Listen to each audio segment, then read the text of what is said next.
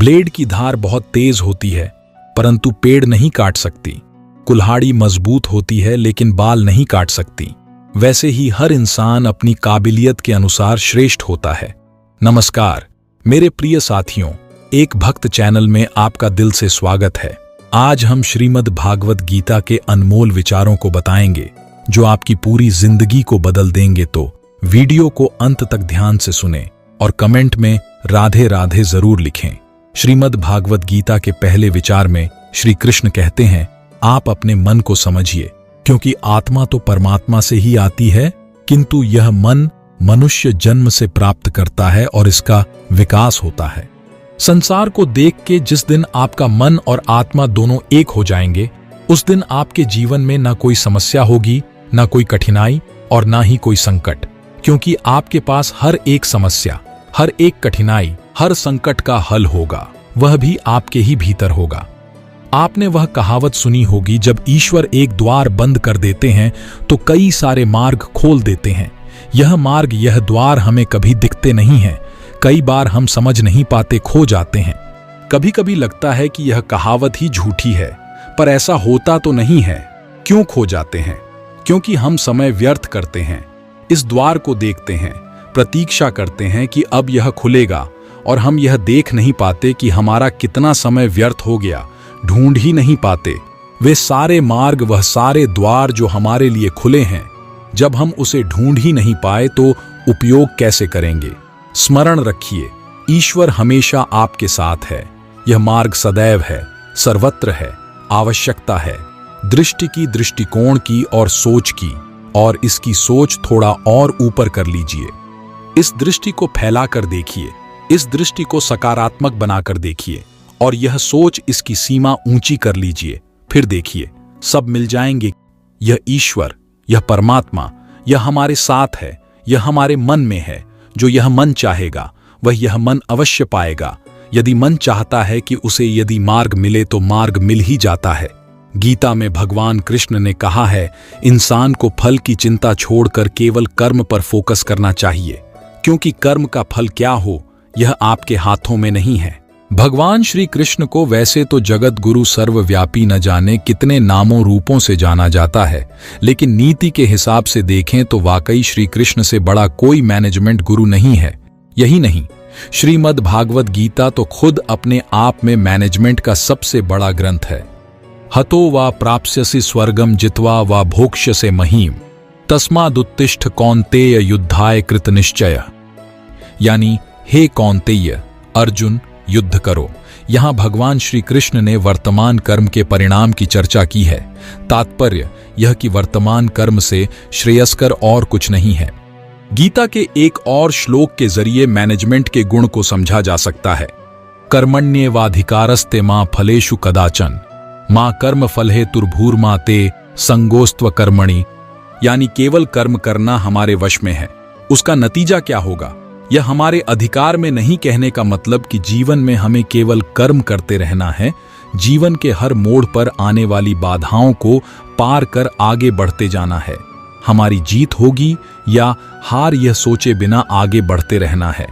कृष्ण का यह उपदेश वर्तमान समय में बहुत ही उपयोगी है।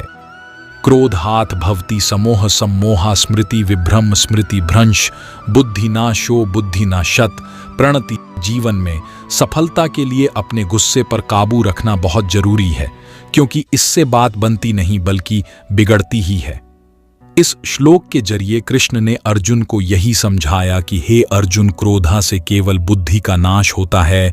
अभिमन्यु वध के बाद अर्जुन ने क्रोध में जयद्रथ वध करने और सूर्यास्त तक न कर पाने पर अग्नि समाधि लेने का प्रण कर लिया, जिससे पांडवों पक्ष में हाहाकार मच गया। कृष्ण ने बहुत रोका लेकिन अर्जुन नहीं माने। फिर कृष्ण ने अपनी माया से अपने भक्त अर्जुन की रक्षा की और अर्जुन का प्रण पूरा हुआ। भगवान श्री कृष्ण गीता में कहते हैं, जातस्य हि ध्रुवो मृत्यु ध्रुवम जन्म मृतस्य च मृत संजीवनी हर जन्म लेने वाले को एक दिन शरीर छोड़ने के लिए विवश होना पड़ता है। चाहे कोई जीवन जीने की कितनी भी प्रबल इच्छा रखे, परंतु अपनी मृत्यु से बच पाना संभव नहीं है।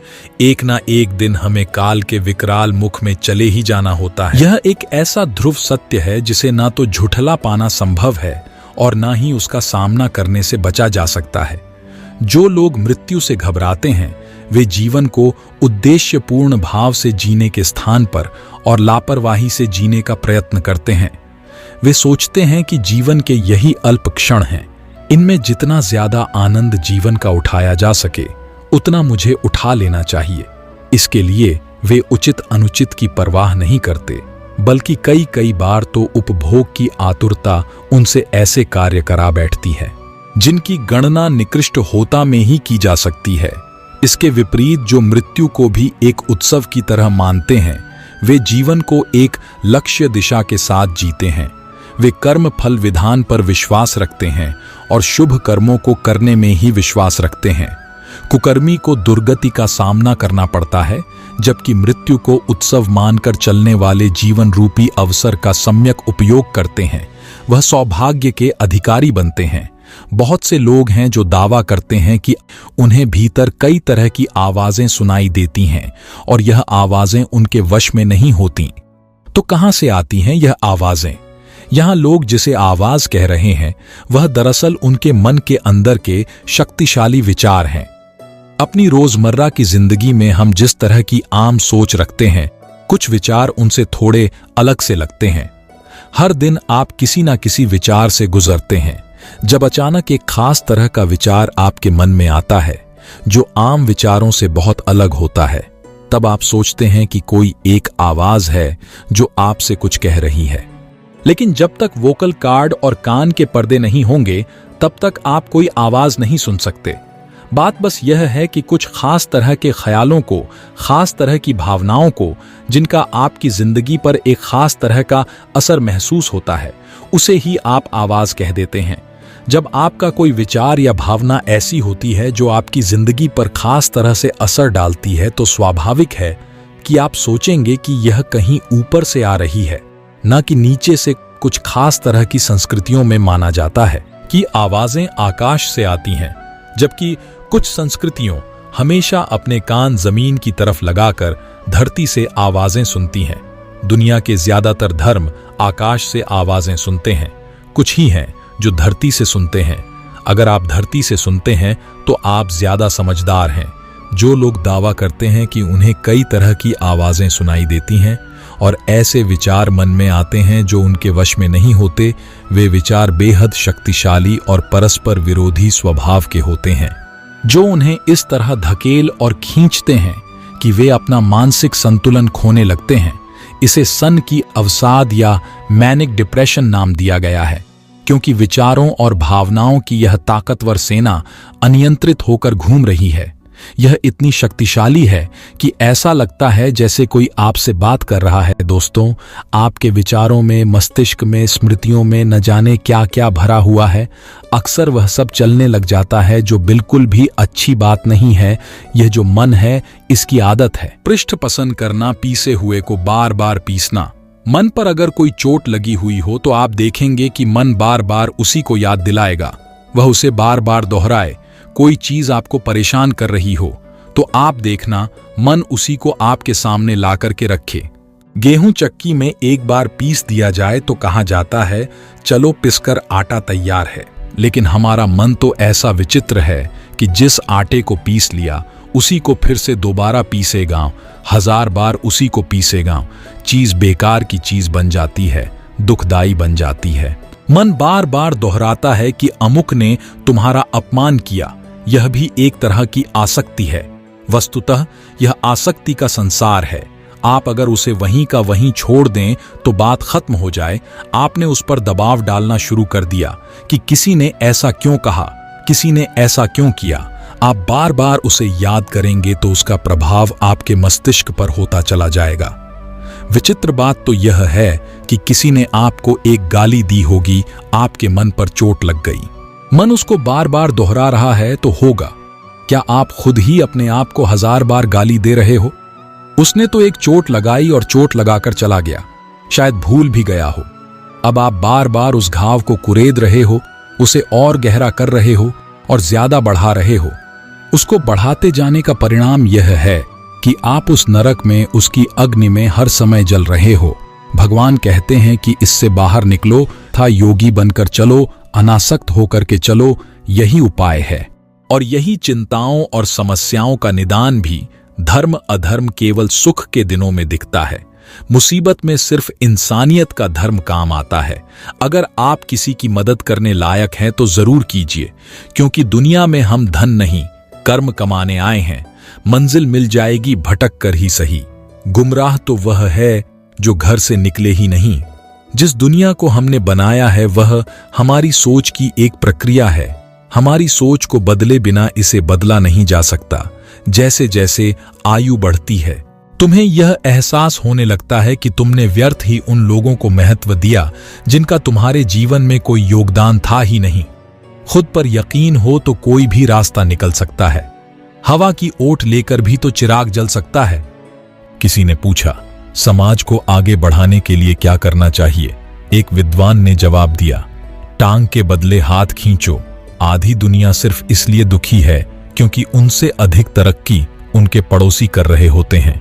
गलत औजार से आप एक स्क्रू नहीं खोल सकते, तो गलत दिशा में मेहनत करने से आप कामयाब कैसे हो सकते हो? लगातार हो रही असफलताओं से निराश कभी नहीं होना चाहिए, क्योंकि कभी कभी गुच्छे की आखिरी चाबी ताला खोल देती है। खुद की समझदारी भी अहमियत रखती है, वरना अर्जुन और दुर्योधन के गुरु तो एक ही थे।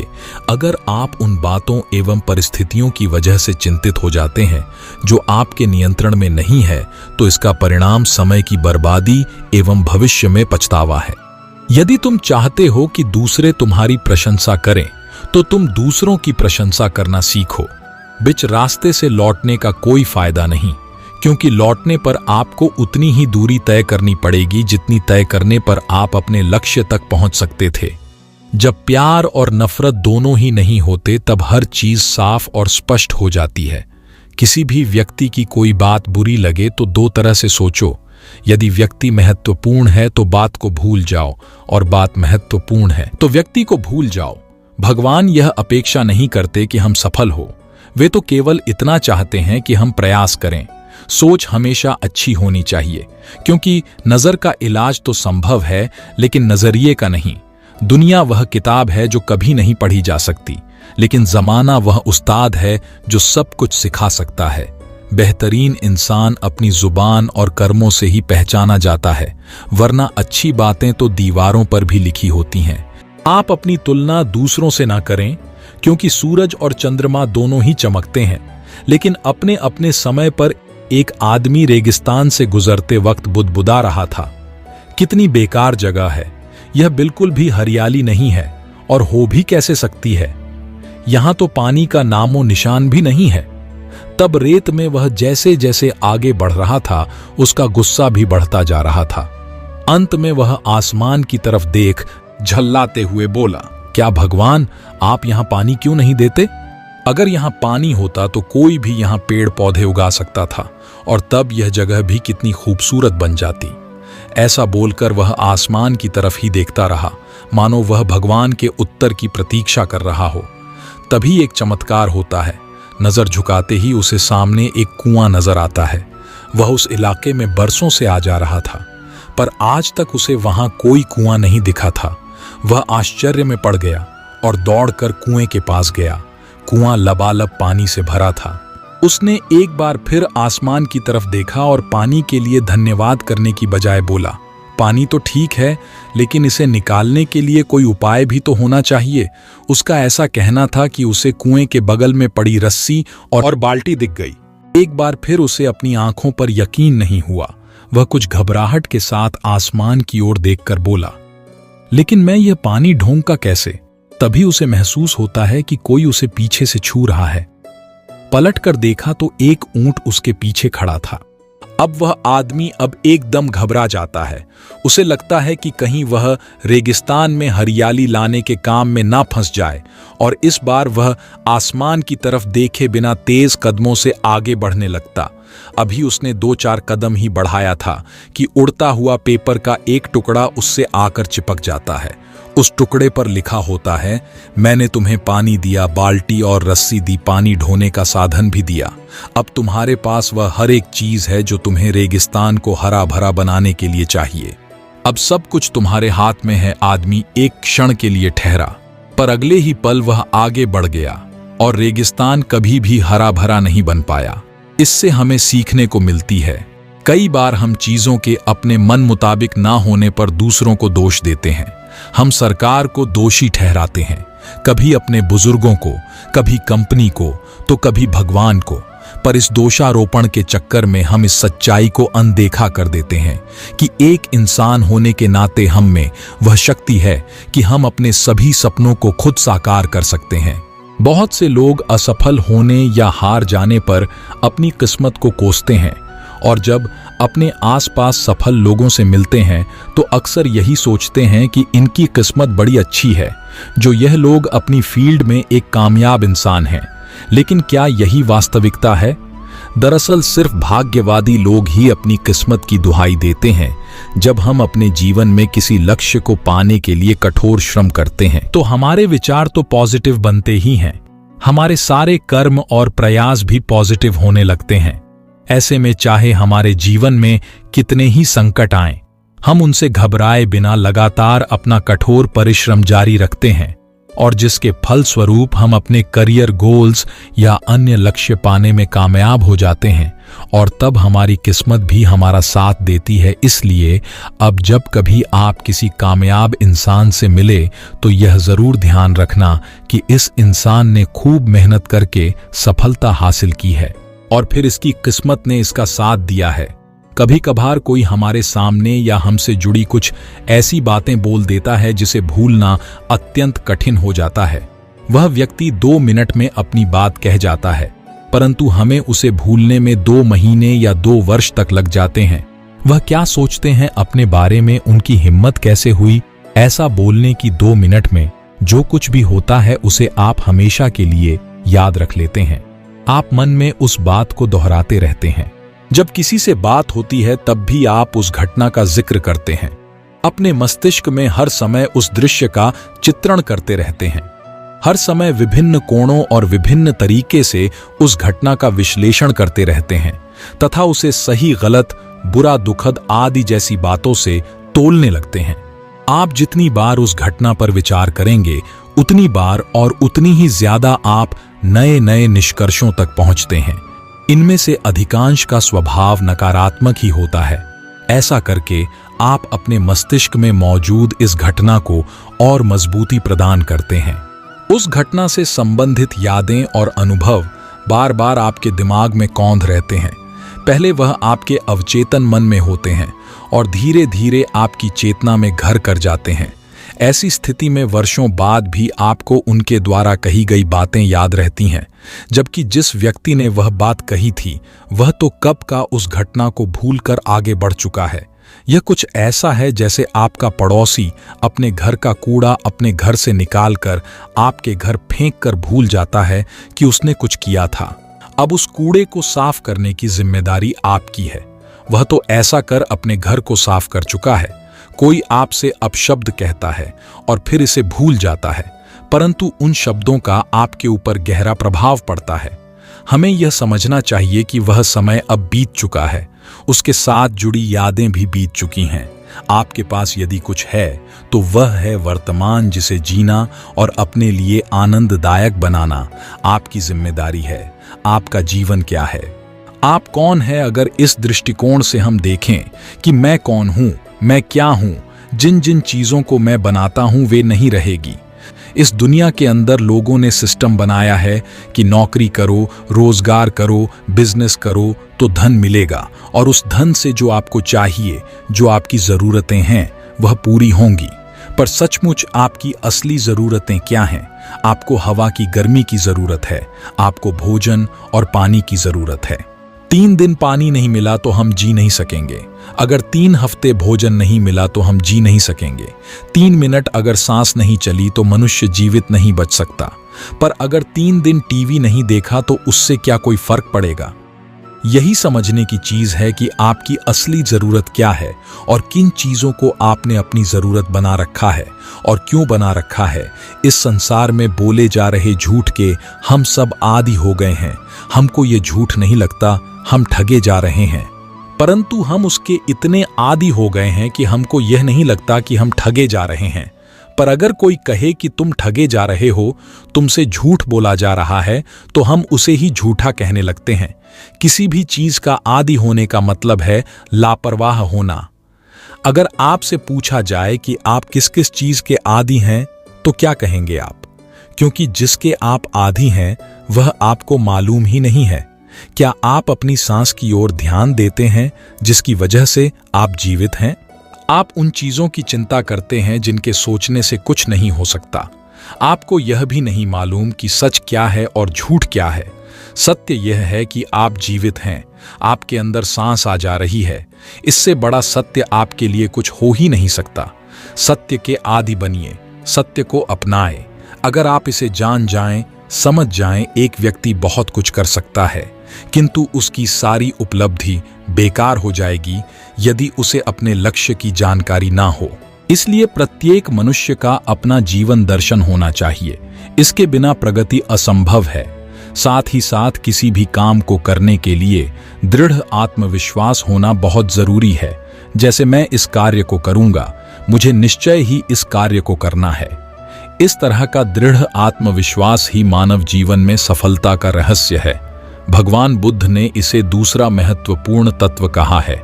यह सफलता के लिए दूसरा आवश्यक तत्व है जिसे प्रत्येक को अपने जीवन में उतारना चाहिए। एक व्यक्ति जब जीवन के किसी भी क्षेत्र में अपने को व्यक्त करता है, उसे अपनी वाणी के ऊपर नियंत्रण रखना चाहिए। हमें अपने चक्षु पर भी उचित नियंत्रण रखना चाहिए। जिन वस्तुओं को देखने से हमारे मन पर अशुभ प्रभाव पड़ता है, उन्हें नहीं देखना चाहिए। जो बातें हमारे मन पर बुरा प्रभाव डालती हैं, उनसे दूर रहना चाहिए। बहुत से लोग अपने शरीर को मजबूत बनाने के लिए कई तरह के शारीरिक व्यायाम करते हैं, किंतु मानव अस्तित्व सिर्फ शारीरिक नहीं है। मानव अस्तित्व शारीरिक, मानसिक और आध्यात्मिक तीनों है। शारीरिक व्यायाम भी अच्छा है, किंतु इसके साथ साथ हमें मानसिक व्यायाम तथा आत्मिक व्यायाम भी करना चाहिए। अगला महत्वपूर्ण तत्व है अच्छे तरीके से कार्य करना। जब भी हम कोई कार्य शुरू करते हैं, तब हमें बहुत कुशलतापूर्वक और सुंदर तरीके से उसका समापन भी करना चाहिए। हमें किसी भी कार्य को अपूर्ण अवस्था में नहीं छोड़ना चाहिए। अगला उपदेश है स्मृति। स्मृति क्या है? इष्ट मंत्र का जप हमेशा दोहराते रहना चाहिए। हमें कभी भी परमात्मा को शरण करना और अपने इष्ट मंत्र का जप करना नहीं भूलना चाहिए। यह हमारा परम कर्तव्य है। जब हम किसी संगीत की उत्कृष्ट मनोरम स्वर लहरी को सुनते हैं, तब हमारा विषय मन उस संगीत में खो जाता है, दिन चाहे सुख के हो या दुख के। भगवान अपने भक्तों के साथ हमेशा रहते हैं। एक अमीर आदमी था, उसने समुद्र में अकेले घूमने के लिए एक नाव बनवाई। छुट्टी के दिन वह नाव लेकर समुद्र की सैर करने निकला। आधे समुद्र तक पहुंचा ही था कि अचानक एक जोरदार तूफान आया। उसकी नाव पूरी तरह से तहस नहस हो गई, लेकिन वह लाइफ जैकेट की मदद से समुद्र में कूद गया। जब तूफान शांत हुआ, तब वह तैरता तैरता एक टापू पर पहुंचा, लेकिन वहां भी कोई नहीं था। टापू के चारों ओर समुद्र के अलावा कुछ भी नजर नहीं आ रहा था। उस आदमी ने सोचा कि मेरे साथ ऐसा क्यों हुआ। उस आदमी को लगा कि भगवान ने मौत से बचाया तो आगे का रास्ता भी भगवान ही बताएगा। धीरे धीरे वह वहां पर उगे झाड़ पत्ते खाकर दिन बिताने लगा। अब धीरे धीरे उसकी श्रद्धा टूटने लगी। भगवान पर से उसका विश्वास उठ गया। उसको लगा कि इस दुनिया में भगवान है ही नहीं। फिर उसने सोचा कि अब पूरी जिंदगी यही इस टापू पर ही बितानी है, तो क्यों ना एक झोपड़ी बना लूं। फिर उसने झाड़ की डालियों और पत्तों से एक छोटी सी झोपड़ी बनाई। उसने मन ही मन कहा कि आज से झोपड़ी में सोने को मिलेगा, आज से बाहर नहीं सोना पड़ेगा। रात हुई ही थी कि अचानक मौसम बदला। बिजलियां जोर जोर से कड़कने लगी। तभी अचानक एक बिजली उस झोपड़ी पर आग गिरी और झोपड़ी धधक हुए जलने लगी। यह देखकर वह आदमी टूट गया। आसमान की तरफ देखकर बोला, तू भगवान नहीं राक्षस है, तुझ में दया जैसा कुछ है ही नहीं, तू बहुत क्रूर है। वह व्यक्ति हताश होकर सर पर हाथ रखकर रो रहा था कि अचानक एक नाव टापू के पास आई। नाव से उतरकर 2 आदमी बाहर आए और बोले कि हम तुम्हें बचाने आए हैं। दूर से इस वीरान टापू में जलता हुआ झोपड़ा देखा तो लगा कि कोई उस टापू पर मुसीबत में। अगर तुम अपनी झोपड़ी नहीं जलाते तो हमें पता नहीं चलता कि टापू पर कोई है। उस आदमी की आंखों से आंसू गिरने लगे। उसने ईश्वर से माफी मांगी और बोला कि मुझे क्या पता कि आपने मुझे बचाने के लिए मेरी झोपड़ी जलाई थी। दौलत तो विरासत में मिल सकती है, लेकिन पहचान अपने दम पर बनानी पड़ती है। अगर अच्छे कर्म करते हुए भी लोग आप पर शक करें तो उन्हें करने दो, क्योंकि शक हमेशा सोने की शुद्धता पर हो, कोयले की कालिक पर नहीं। वृक्ष के नीचे पानी डालने से सबसे ऊंचे पत्ते पर भी पानी पहुंच जाता है। उसी प्रकार प्रेम पूर्वक किए गए कर्म परमात्मा तक पहुंच जाते हैं। जीवन में यही देखना महत्वपूर्ण नहीं है कि कौन हमसे आगे है या कौन पीछे है, यह भी देखना चाहिए कि कौन हमारे साथ और हम किसके साथ हैं। सेहत के लिए योग और किसी की जरूरत पर सहयोग दोनों ही जीवन बदल देते हैं। मैं श्रेष्ठ हूं, यह आत्मविश्वास है, लेकिन सिर्फ मैं ही श्रेष्ठ हूं, यह अहंकार है। पैसों से अमीर होना आम बात है, पर दिल से अमीर होना खास बात है। दहशत आंखों में होनी चाहिए। हथियार तो चौकीदार के पास भी होता है। सफलता उन्हीं कामों को करने से मिलती है जिन कामों को करने का मन नहीं करता। गलती करना कोई गलती नहीं है, लेकिन एक ही गलती को बार बार दोहराना बड़ी गलती है। अपनाना सीखो, ठुकराना भी सीखी।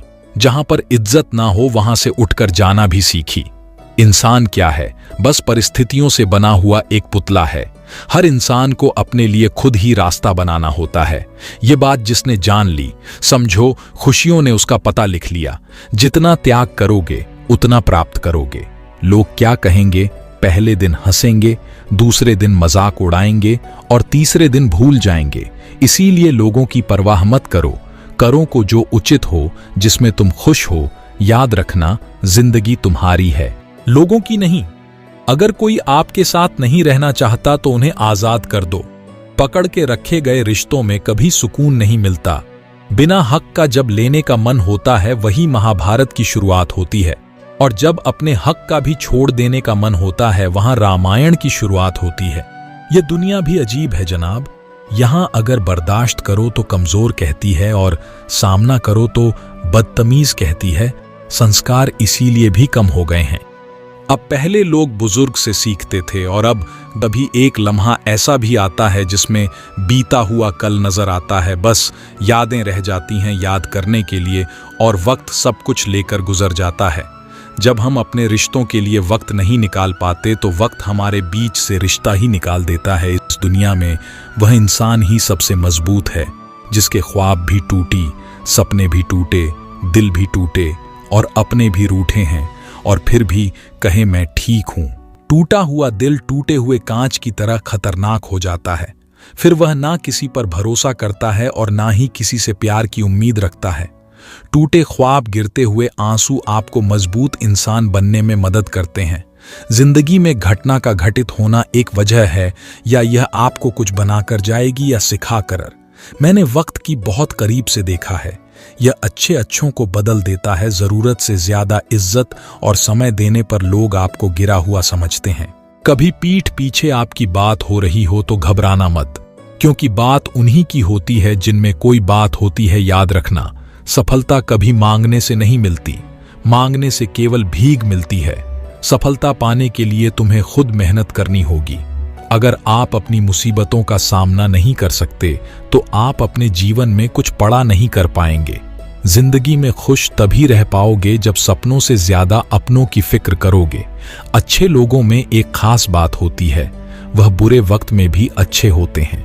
जन्म के साथ जीभ तो मिल जाती है, परंतु उसका सदुपयोग करने की कला तो सारा जीवन बीत जाने के बाद भी शायद नहीं आती। कुछ लोगों को जिस मनुष्य के हृदय में सच्ची मानवता हो, उसकी सोच हमेशा यही होगी कि मुझे मिला हुआ दुख किसी को ना मिले और मुझे मिला हुआ सुख सबको मिले। पूतो जिंदगी में आवाज देने वाले ढेरों मिल जाते हैं, लेकिन हम ठहरते वहीं हैं जहां अपनेपन का एहसास होता है। हर मंजिल का कोई ना कोई रास्ता जरूर होता है, जरूरत है तो सिर्फ और सिर्फ तलाशने की कोशिशों और मेहनत सफलता की निशानी है। शांति और अहिंसा ही मनुता की निशानी है। करो तो फल मिलता है, आज नहीं तो कल मिलता है। जितना गहरा कुआं होगा उतना ही मीठा जल मिलता है। औकात से बड़े दिखाने इंसान को कर्ज में डूबा देते हैं। अगर खुशी चाहते हो तो तारीफें सुनिए, और खुद को बेहतर बनाना है तो निंदा। एक जैसी नजर आती थी वह माचिस की तीलियां, मगर कुछ ने दिए जलाए और कुछ घर जला डाले। खुद को व्यस्त रखना सीखो, क्योंकि चिंता करने से कुछ नहीं मिलता। जी, थोड़ी खुशी होती है, वह भी दूर हो जाती है। जख्म वही जो छुपा लिया जाए, जो बता दिया जाए, वह तमाशा बन जाता है। कभी किसी का व्यर्थ अपमान मत करो। किसी एक इंसान पर पूरा भरोसा करके देखिए, आपको वही इंसान किसी पर भरोसा न करने का सबक सिखाएगा। अच्छे कर्म करने के बावजूद भी लोग केवल आपकी गलतियां ही याद रखेंगे। इसीलिए लोग क्या कहते हैं, इस पर ध्यान मत दो। अपने कार्य करते रहो। जिस प्रकार तूफान से ठोस चट्टान नहीं हिलती, उसी प्रकार बुद्धिमान लोग प्रशंसा या निंदा से प्रभावित नहीं होते। जिंदगी में बार बार सहारा नहीं मिलता, बार बार कोई प्यार से प्यारा नहीं मिलता है। जो पास उसे संभाल के रखना खोकर वह फिर कभी दोबारा नहीं मिलता। खुश रहना है तो जिंदगी के फैसले अपनी परिस्थितियों को देखकर ने, दुनिया को देखकर जो फैसले लेते हैं वह दुखी ही रहते हैं। कोई कुछ भी कहे, बस अपने आप को शांत रखो, क्योंकि सूरज की किरणें कितनी भी तेज क्यों ना हो, समुद्र सूखा नहीं करते। हमारी जिंदगी में कितनी मुसीबतें आती हैं, हमें पता भी नहीं होता कि हमारा परमात्मा हमें किस तरह परेशानी से बचाता है। अगर तुम्हें लगता है कि परमात्मा तुम्हें कष्ट के पास ले आए हैं तो भरोसा रखिए, वह तुम्हें कष्ट के पार भी ले जाएंगे। मन की पीड़ा का कोई अंत नहीं, इसलिए दूसरों को कोसने से कोई लाभ नहीं है। कभी भी किसी पर आंख बंद करके भरोसा ना करें, क्योंकि यह दुनिया इतनी भी अच्छी नहीं कि आपके भरोसे को कायम रख सके। जिंदगी जीने का सही तरीका सिर्फ उन्हीं को आया है जिन्होंने जिंदगी में हर जगह बादाम नहीं बल्कि धक्का खाया है। यदि बड़ी मेहनत आपका हथियार है तो सफलता आपके गुलाम हो जाएगी। अगर बुरी आदत समय पर ना बदली जाए तो बुरी आदत समय बदल देती है। हमारी सबसे बड़ी कमजोरी हार मानने में निहित है। सफल होने का सबसे निश्चित तरीका हमेशा एक बार और प्रयास करना है। श्री कृष्ण कहते हैं कि हर खुशी की खुशी मत समझी, हर गम को गम मत समझो। अगर इस दुनिया में जीना है तो खुद को किसी से कम मत समझी। जीवन में हमेशा एक दूसरे को समझने का प्रयत्न करो, परखने का नहीं। जमीनें क्या महंगी हुई, मेरे शहर के लोगों ने दिलों में जगह देना ही बंद कर दिया। लोग बदलते नहीं, बस सिर्फ इतना होता है, या तो आप में उनकी दिलचस्पी सख्त में हो जाती है या उन्हें आपसे ज्यादा दिलचस्प कोई और मिल जाता है। आपने सही काम कितने किए हैं ये कोई याद नहीं रखता, लेकिन आपकी एक गलती को लोग बार बार याद रखते हैं।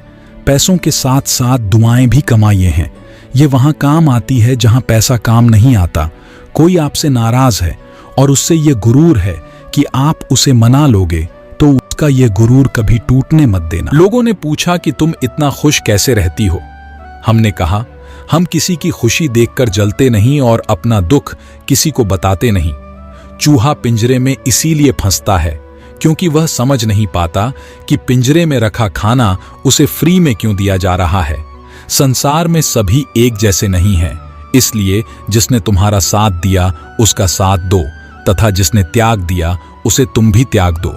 अगर खुद के शौक से ज्यादा परिवार की खुशी की चिंता करते हो तो तुम जिंदगी को समझ चुके हो।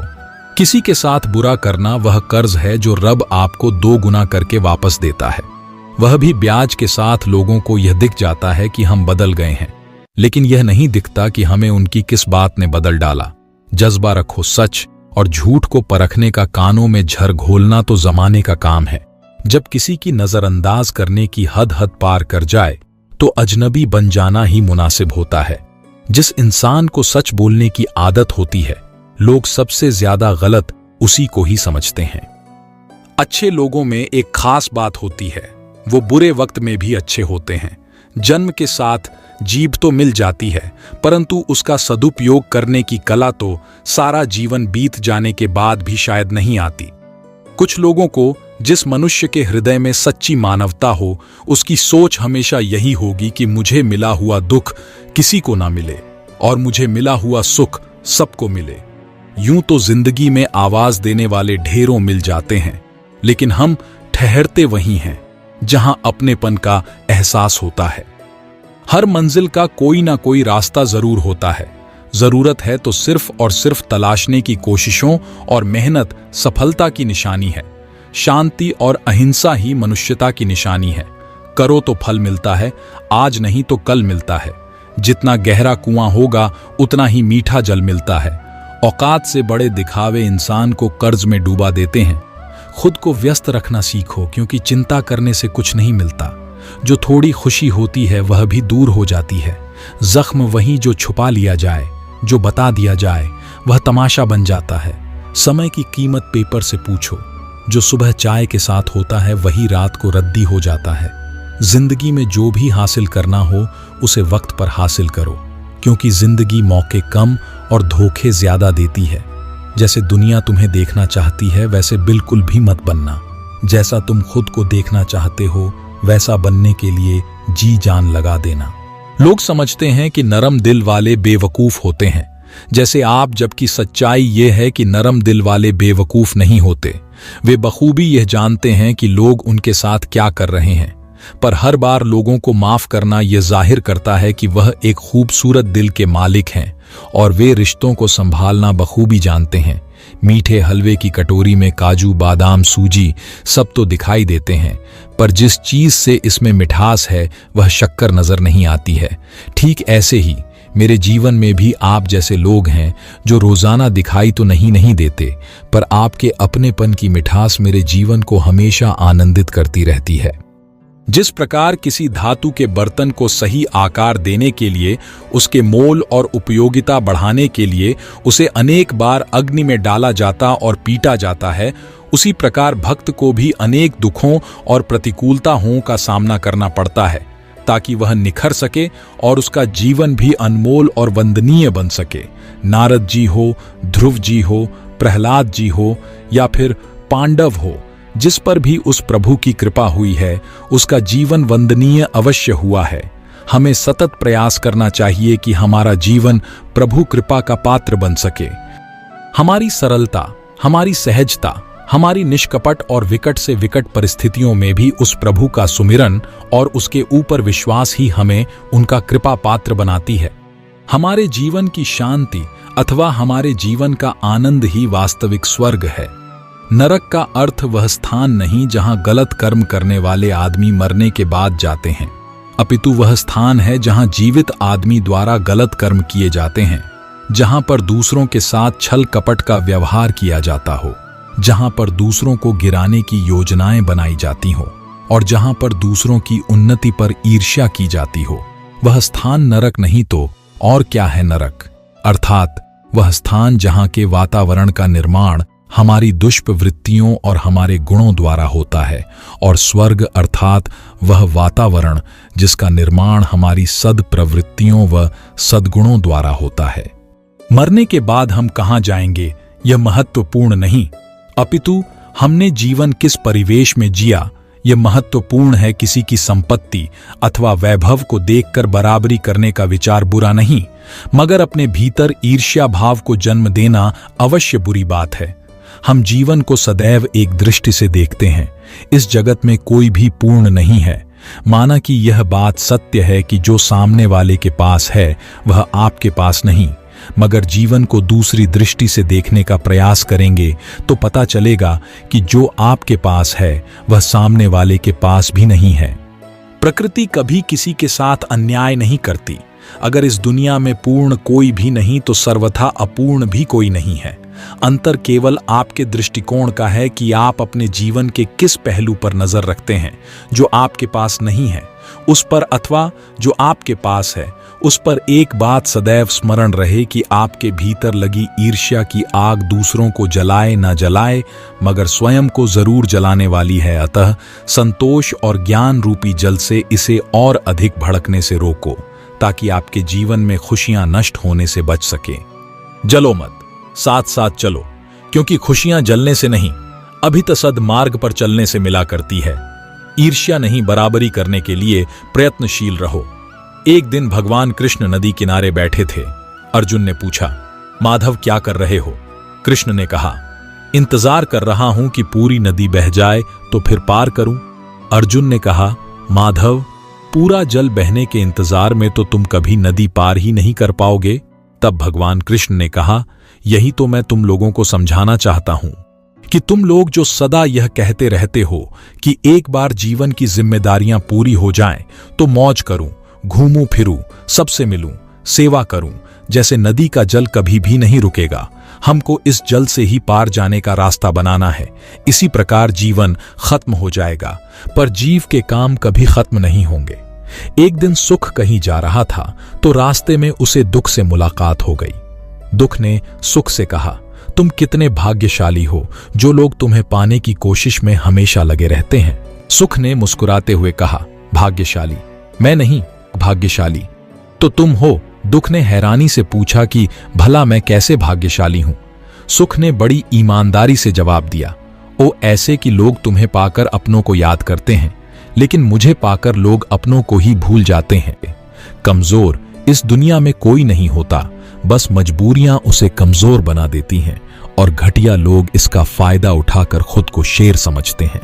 कभी कभी हम अपने जीवन में समय की कीमत को नहीं जान पाते हैं और जब एक बार समय निकल जाता है फिर बाद में पछताते हैं, लेकिन समय बाद में नहीं आता है। आपको वीडियो कैसी लगी कमेंट में अवश्य बताएं तथा वीडियो को लाइक, शेयर तथा चैनल को अगर अभी तक सब्सक्राइब नहीं किए हैं तो प्लीज सब्सक्राइब करें। आपका दिन शुभ हो।